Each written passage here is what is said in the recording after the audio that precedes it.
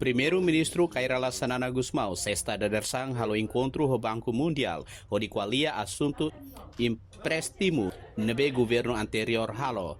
Ministro Planeamento e Investimento no Estratégico Gastão Souza explica kata e encontro ne Primeiro-ministro Sanana do Banco Mundial sehari hikas empréstimo B saúde no educação nebe laia estudo dia kodi fo impacto ba implementação. Primeiro-ministro do Banco Mundial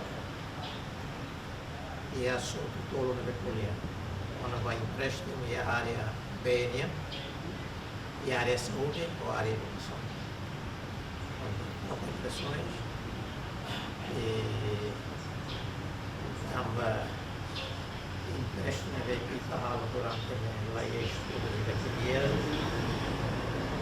então os nossos de equipa de projetos também parado de mais parado assim em 2022 kalau telah namanya maka primeiro-ministro claro que temos em base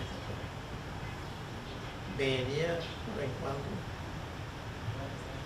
está lá avançando em estudos de guerra sessão de mesa e tem preparação do orçamento mas agora para 2025 ainda isso de lá Ya assunto BNA Primeiro-ministro Sanana Mos decide ona hodila avança. Estimo BNA vai de leste e oeste, Balcão,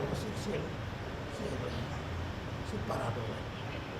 Então, está discutindo orçamento do Com a presença Mos e encontro ne além de Ministro Planeamento e Investimento no Estratégico, maka Ministra Finanças, Ministro Obras Público, no Ministro Transporte no Telecomunicação, o Palácio do Governo, Lusitânia Barreto, VIP TV.